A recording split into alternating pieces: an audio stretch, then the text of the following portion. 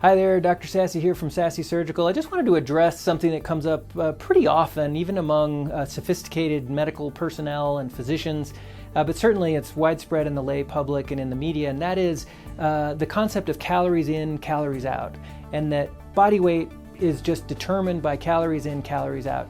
And why isn't this true? Why, Dr. Sasse, do I have all these fancy theories about why it's not simply a calories in equation?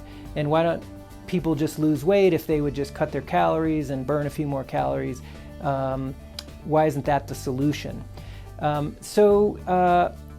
me take a stab at simplifying that answer with a couple of key points.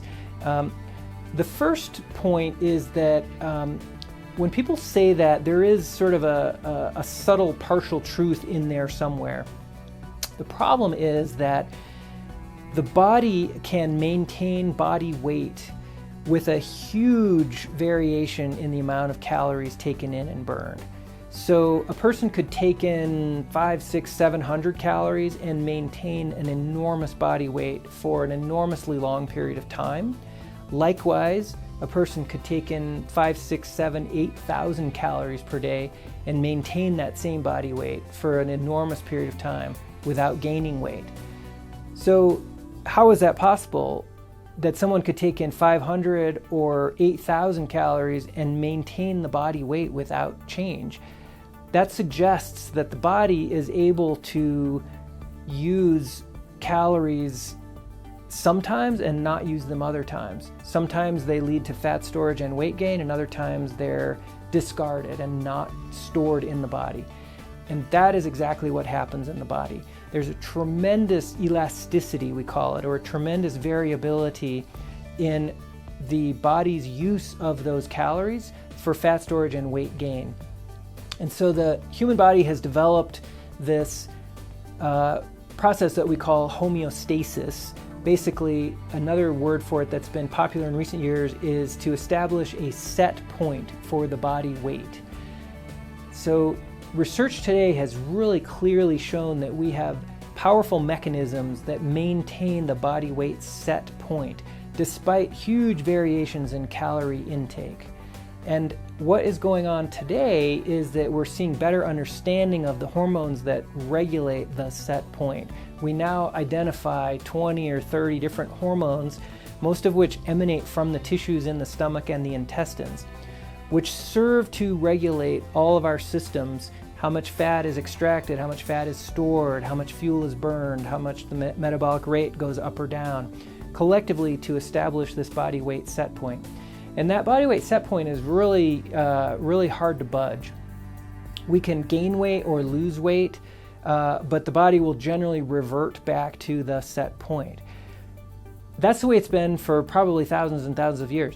But in the last, say, 60 years or so, some changes in the environment have hijacked that process and now led us toward weight gain and an elevation of that set point, such that many people, many of them starting in childhood, now have an elevated body weight set point, such that all their efforts to try to lose weight throughout adolescent years and adulthood is fighting against this set point. And so through diet and exercise, we can lose weight temporarily, only to find the weight comes right back up to the body weight set point. And we're forever wondering why, because we did successfully cut our calories, we did successfully exercise. If calories in, calories out was really true, we've probably created a calorie deficit of, thousands and thousands and thousands of calories. And so we should have lost a lot of pounds, and we certainly haven't eaten back all those calories to regain body weight, right? But in fact, what we're dealing with is that the body weight set point has those family of hormones. You can cut calories and exercise really hard, and you can lower the body weight transiently, but the body is now slowing down metabolism and moving that hormone family to regain body weight as soon as it possibly can. The hormones cause us to extract more energy from food. They cause us to store more energy as fat in the body and regain that weight. And eventually, within 6 months, a year, 2 years, generally at the outside, body weight has returned to the set point weight. And it really does not matter much whether the person was, extremely diligent in keeping the calories down or doing a more modest approach. None of those factors seem to matter. In the end, that body weight set point mechanism wins. And so if you think that the body is using every single calorie that it takes in, and you don't understand that the body can make a big decision about whether to use a little bit of the calories or use a lot of the calories, then it might make more sense that calories in, calories out equals body weight.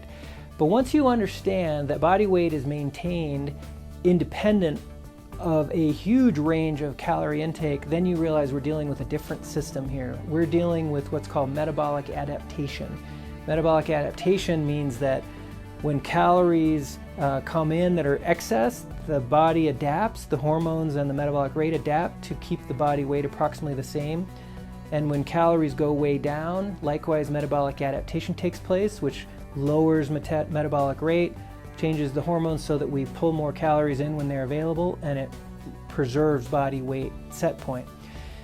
So this is kind of the sort of outlines of understanding how body weight set point is regulated. It's one of the really fundamental metabolic functions in the body. And we're really at the very dawn of understanding in an important way how it works, how it's being influenced by environmental factors that have come on the scene in the form of changed food supplies and exposure to pharmaceuticals and possibly other toxins over the last 50, 60 years that's created the obesity epidemic.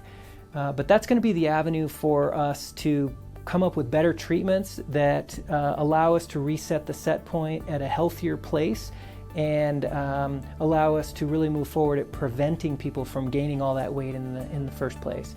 But rest assured, if somebody tells you, oh, it's just calories in, calories out, you might stop them and say, well, that's only a little bit true. It's actually mostly not true, because the body has a set point and a family of hormones that regulates body weight, and that's true. But the body can use 1,000 calories, it can use 10,000 calories, and still maintain that body weight set point. That's structurally much more important than calories in, calories out. And that's why many people that I see every year, hundreds and hundreds of people, show me their diet food log, their journal, their intensive efforts at keeping the weight off and eating healthy. And they're eating far healthier than I do. They're exercising more diligently than almost everyone. And yet their body weight set point is maintaining a very unhealthy weight of 260 or 300 pounds, despite eating a lowish amount of calories of 1,400 calories a day and lots of exercise.